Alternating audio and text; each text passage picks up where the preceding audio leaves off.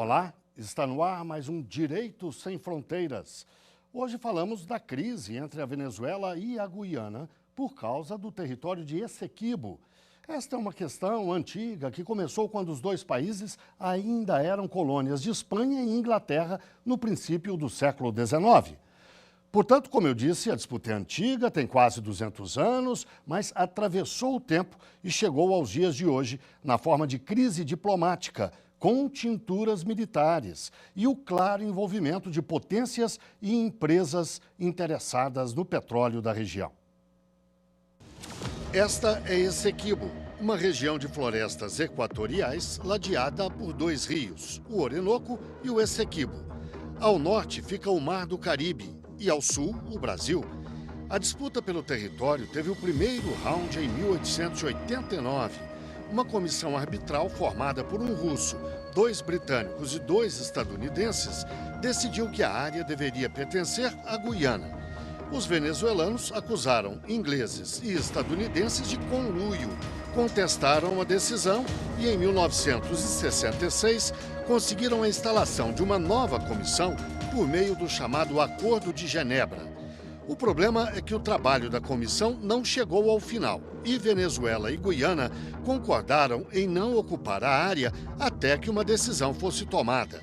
Mas, em 2015, a Guiana permitiu que a petroleira estadunidense ExxonMobil, no Brasil conhecida como Esso, pesquisasse petróleo na região. A empresa descobriu enormes reservas de petróleo em Essequibo e começou a exploração imediatamente, apesar dos protestos venezuelanos. Em 2020, a Corte Internacional de Justiça, com sede na Holanda, decidiu que a área deveria ser entregue à Guiana. A tensão cresceu e virou uma questão militar. Forças dos Estados Unidos foram deslocadas para exercícios conjuntos com as guianenses. E o exército da Venezuela respondeu também com exercícios de tropas. Nesse domingo, os venezuelanos fizeram um plebiscito para declarar soberania sobre Essequibo.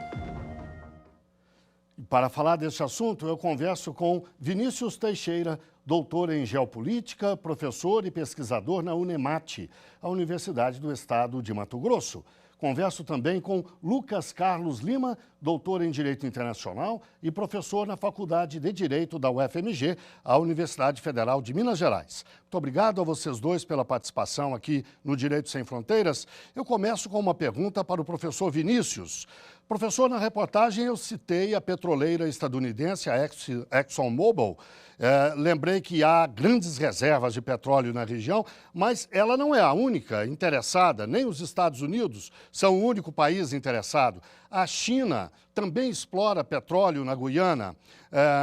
A Rússia tem investimentos na PDVSA, a petrolífera estatal venezuelana, e também explora bauxita, manganês, no território da Guiana. Ou seja, grandes potências econômicas e militares participam de alguma forma desse conflito. Eu gostaria que o senhor nos traçasse um quadro até onde nós podemos chegar com tantos interesses e tão poderosos assim envolvidos. Olá, Guilherme, professor Lucas. Bem, a questão envolvendo a região de Essequibo, né, ela acaba repetindo alguns atores que estavam ao final do século XIX, como atores ali fazendo parecer, né, na Comissão Internacional, para deixar a região com a, então, colônia britânica, e atualmente você tem ali repetição, né, de Rússia e Estados Unidos, como também atores importantes nessa questão na atualidade. A China, ela entra como um importante agente também nesse papel de ser explorador de petróleo, até interessado, e também ser parceiro da Venezuela. A exceção dos Estados Unidos, que nos últimos 15, 20 anos tiveram ali relações bastante dificultosas com a Venezuela, Rússia e China poderiam se qualificar como promotoras ali de uma possibilidade de consenso entre as duas partes, né? Já que a China ela explora petróleo, tanto tem acordos ali com a Venezuela e com a Guiana, ela poderia ali promover alguma situação de relações diplomáticas mais estáveis entre os dois países. Já a Rússia, como principal parceira venezuelana ali, principalmente militar, ela também teria esse papel de acalmar os ânimos dos venezuelanos nesse momento que eles tendem ali a flexionar a sua musculatura militar. Mas são importantes atores. Os Estados Unidos, né, como um agente mais próximo e atuante no cenário sul-americano, ele tenderia aí a defender os ativos guianenses também da sua empresa privada de petróleo. Professor Lucas, o senhor é professor de Direito, doutor em Direito Internacional, mas eu lhe pediria que exercesse nesse momento um papel de observador com uma análise muito mais política do que propriamente jurídica, técnica. Mas, embora a gente vá fazer essa abordagem também daqui a pouco. Que análise o senhor faz desse contexto ao qual a gente está se referindo? De grandes interesses, de grandes potências, envolvendo riquezas importantes e de vizinhos do Brasil. Eu adicionaria a esses grandes interesses, Guilherme, antes de mais nada, queria cumprimentar o professor Vinícius, também nossos telespectadores, que há um processo eleitoral em curso e também há um grande interesse venezuelano em utilizar esse referendo e a questão da Guiana Essequibo como um movimento, como um ativo que movimenta os interesses nacionais da Venezuela. Então, associado àquilo que já disse o professor Vinícius, é também um elemento muito importante para a Venezuela essa reclamação sobre o território do Essequibo. Então, esse contexto geopolítico, que se adiciona também à voz do Brasil, que não tem nenhum interesse num conflito na região, porque o Brasil, nesse momento, está no movimento de reaproximação com a Venezuela e reinserção da Venezuela num projeto de integração latino-americana, esses interesses só tendem a se acirrar diante de uma eventual ação militar tomada pela Venezuela. Professor Vinícius, o professor Lucas citou o Brasil especificamente. Acho interessante a gente analisar um pouco o envolvimento do Brasil. Envolvimento não, mas que posição deveria o Brasil adotar? O presidente Lula acaba de dizer que não quer saber de confusão nas fronteiras do Brasil. O ex-ministro das Relações Exteriores, Celso Amorim, foi enviado para conversar com o governo venezuelano, manifestou essa posição do presidente Lula e o Brasil deixa claro que prefere uma solução negociada, que não gostaria de ver tropas em ação na fronteira com o Brasil. Lembro, inclusive, que o Exército Brasileiro reforçou a vigilância naquela área. Que análise o senhor faz sobre a posição brasileira nesse caso? A posição brasileira com o atual governo, ela volta àqueles trilhos tradicionais da diplomacia do Brasil de sempre promover a resolução desses contenciosos de maneira pacífica, de maneira conversada, de maneira diplomática. Então, o governo brasileiro faz esses esforços, naturalmente, como é a tradição do nosso Itamaraty, a exceção de um curto período passado, mas nós voltamos, então, a ter essa possibilidade de conversação entre as duas partes. O governo brasileiro, como se promete ele ser o principal ator na América do Sul, ele tem, então, essa condição de agir. Nos falta, no caso, um componente como era a Unasul, que seria importantíssimo para a conversação de defesa, nesse caso, uma questão militar. Ter reforçado ali as fronteiras, eu acho um movimento natural, uma preocupação brasileira para evitar que também se desgaste as relações ali de uma maneira que a gente não consiga agir. Mas, dito isso, nesses últimos dias também o ex-ministro, Celso Amorim, ele apontou para que não prevê uma ação militar. Mas é um caso de reforço, é um caso de se precaver ali as ações, e há uma suspeição, caso a Venezuela haja de maneira militar, ela percorreu o território brasileiro. Creio que não faria isso, seria uma situação que transformaria toda a guerra ali que ela promoveria com a Guiana com outro ator, com o Brasil. Ela não gostaria de atrair o Brasil para isso, para uma questão militar. Não repetiria o erro que o Paraguai fez na Guerra do Paraguai, cruzando a região ali argentina para invadir o Brasil. Isso acaba mudando toda a composição de forças. Mas, nos últimos dias, a Venezuela, demonstrando força militar, pintando seus aviões com a propaganda de Venezuela toda, com a região de Essequibo no seu mapa, isso tem causado algumas preocupações e alguns temores. O Brasil tendo a região de Roraima como o seu território principal, né, ali da fronteira, ficaria de uma maneira, não só como observador, deveria agir também para que isso cessasse. Professor Lucas, eu gostaria de discutir agora a questão jurídica, lembrando que mais cedo nós dissemos, primeiro, que no fim do século XIX, em 1899, houve uma comissão formada por dois representantes do Reino Unido, 2 dos Estados Unidos e um russo, e que decidiram que aquele território deveria ser entregue à Guiana. Depois, na década de 60 do século passado, 1966 mais especificamente, as duas partes, Guiana e Venezuela, reconheceram que esta não era uma questão pacífica, resolvida, e que eles deveriam discutir, a partir dali, com quem deveria ficar a região.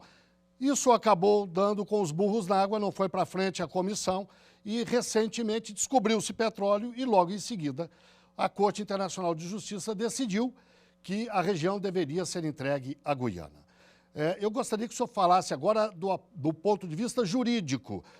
O que foi decidido exatamente no século XIX, depois da década de 60 do século passado, e essa decisão última da Corte Internacional de Justiça?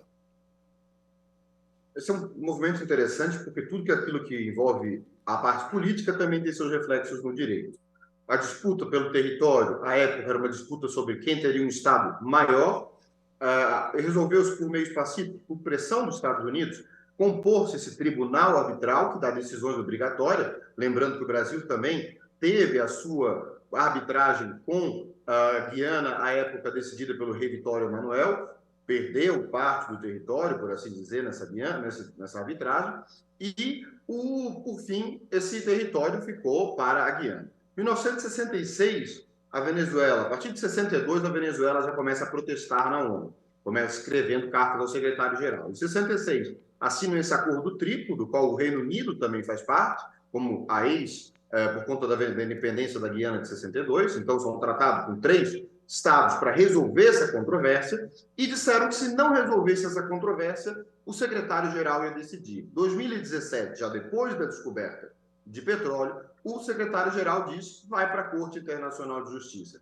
que ainda não decidiu no mérito. O que a Corte Internacional de Justiça decidiu até agora é, que ela tem jurisdição, que ela pode decidir aquela questão por conta desses acordos de 66, por isso um dos ataques da Venezuela também em seu referendo é os acordos de 66, que ela não pretende não reconhecê-lo, e a decisão de sexta-feira passada foi um pedido da Guiana para interromper o referendo.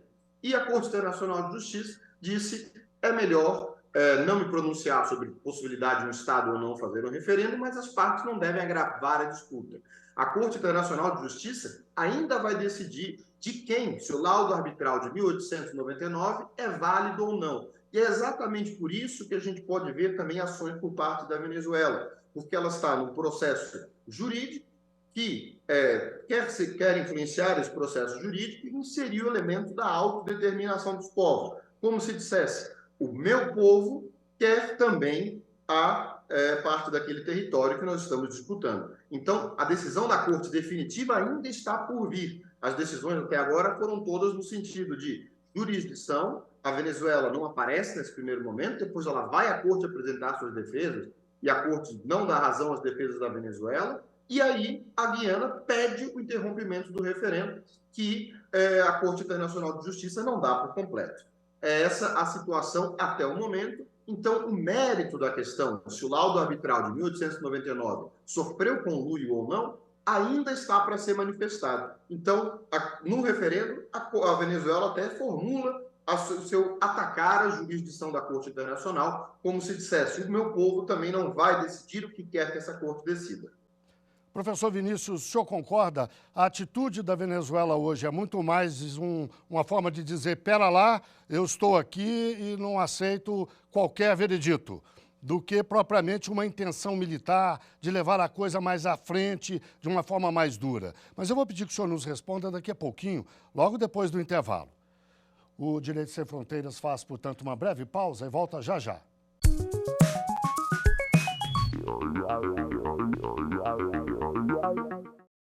O Direito Sem Fronteiras está de volta. Hoje falamos da disputa entre a Venezuela e a Guiana pelo território de Essequibo, na fronteira entre os dois países.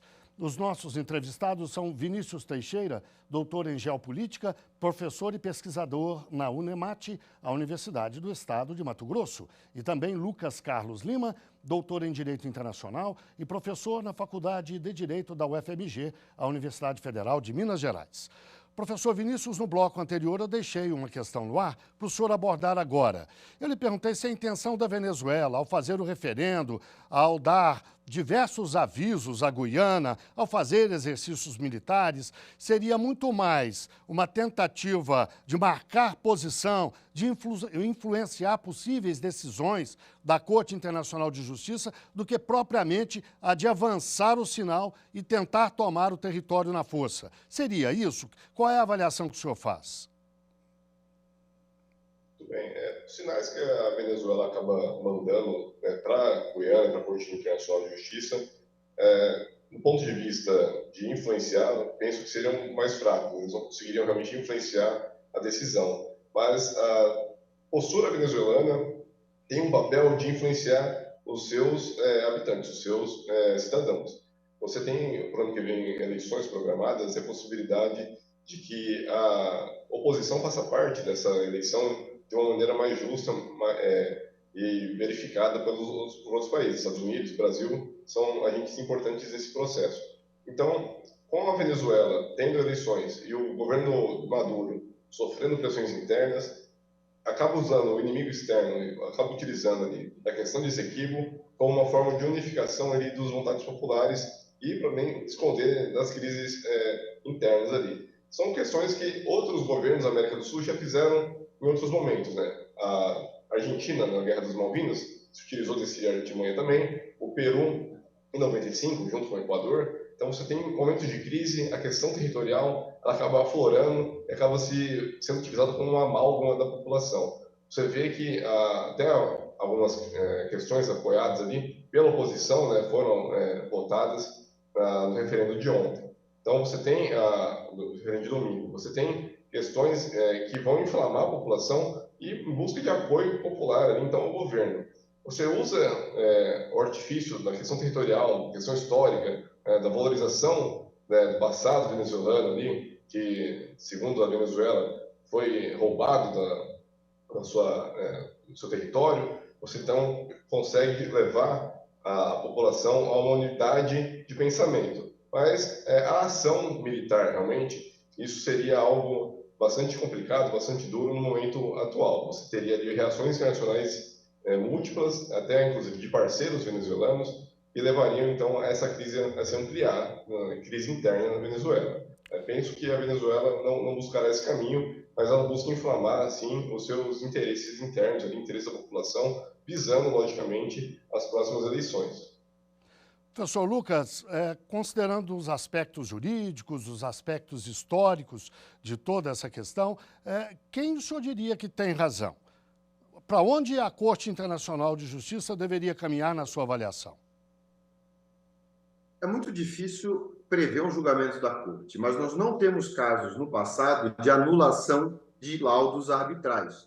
Nas duas decisões que a Corte Internacional de Justiça deu sobre isso, ela não anulou o laudo. Nenhum deles era sobre alegações de corrupção. O desafio da Venezuela vai ser comprovar que houve uma corrupção, que houve um conluio, que havia documentos, e essa comprovação vai remontar a mais de 100 anos de documentos históricos. É difícil ver a Corte tomando uma decisão que não leve em consideração esse tipo de questão. A melhor saída, talvez, para a Corte, e talvez seja aqui que a Venezuela esteja também inflamando o seu discurso, é conseguir uma saída negociada com a Guiana, envolvendo exatamente a questão de exploração. E quando a gente determina que o território passa para o outro estado, ou quando a gente delimita uma fronteira, as fronteiras marinhas também se alteram. E, naturalmente, quando a gente fala de fronteiras marinhas, nós estamos falando de autorização para explorar o petróleo recém-descoberto. Então, a Corte, se eventualmente chegar a ela a decisão de mérito, ela vai ter que ver se foi bem comprovada a nulidade do laudo arbitral. Um dos argumentos que a Venezuela, por exemplo, utiliza é que o laudo é muito breve, não analisa muito as questões, não teria fundamentação. Isso daria aso para anular diversos laudos arbitrais na região, inclusive o laudo arbitral brasileiro que determina a fronteira com a Guiana, né? Então, haveria aí um efeito cascata de desestabilização de fronteiras que eu não vejo como interessante para o ponto de vista do direito internacional. Uma vez provada efetivamente que houve toda essa corrupção, aí sim a Venezuela deve negociar com a Guiana para conseguir. Só que a Venezuela utiliza o argumento da corrupção desde os anos 60. Se não convenceu a Guiana até agora, me parece um pouco, bastante difícil, na verdade, que consiga convencer durante uma negociação. Professor Vinícius, há alguns instantes o senhor citou a Unasul, hoje completamente desmobilizada. Falta alguma instituição, alguma instância regional de relacionamento que permitisse gerir crises como essa de uma forma mais tranquila? Como é que o senhor avalia isso? Certamente. No nosso histórico, né, regional, as questões de fronteira, questões territoriais, elas mobilizaram a maior parte dos nossos conflitos na região, né? Eu citei Guerra do Paraguai, Malvinas, caso do Equador e do Peru. Você tem questões relativas a Chile, Argentina, e todos esses movimentos de contestação fronteiriça acabaram levando a crises e a conflitos ali que realmente aconteceram, né? E levaram ali a uma desestabilização da região. A Unasul, ela se prometia a ser esse órgão, né? Tendo ali o Conselho de Defesa Sul-Americano como órgão para promover a integração regional no aspecto da defesa, reunião de militares e reunião de ministros da defesa, e também a promover soluções negociadas a essas crises. A ausência da Unasul, ela se faz sentir justamente nesse momento. Você tem, novamente, uma questão territorial, questão histórica, né, que poderia ser negociada, poderia ser ali bastante conversado dentro desse órgão, dentro do Conselho de Defesa, e agora a ausência dela você acaba colocando outras potências para agir na região, para arbitrar essa questão. A Venezuela tende ali também a enfrentar questões relativas à OEA, né, que ela já teve no passado, isso ela concebe a OEA como sendo ali bastante influenciada pelos Estados Unidos, né, acaba não respeitando. Então, tendo ali uma questão regional e que a própria região pudesse realmente agir para acabar com essa contenda, acabar com os problemas, seria muito interessante. É um pesar, né, não ter a Unasul. Eu que pesquisei durante o mestrado, durante o doutorado, a questão da Unasul, promovi ali algumas intenções que ela realmente fosse o ativo principal da região. No entanto, né, por decisões dos governos próprios aqui, não só do Brasil, mas outros governos aqui da América do Sul, vamos não tendo esse ambiente de diálogo, um ambiente específico. Ficamos sujeitos, então, também a pressões externas, pressões de outras potências e o interesse que eles têm, né, nos ativos ali, tanto territoriais como os ativos estratégicos que o território da Venezuela e da Guiana acabam conferindo a eles. Professor Lucas, a América do Sul, acho que nenhum canto do mundo, nunca deixou de ser palco de interesses, grandes interesses das grandes potências, interesses econômicos. Aqui não é diferente realmente. Agora, eu li um artigo, hoje ainda, de alguém que se mostrava bastante preocupado.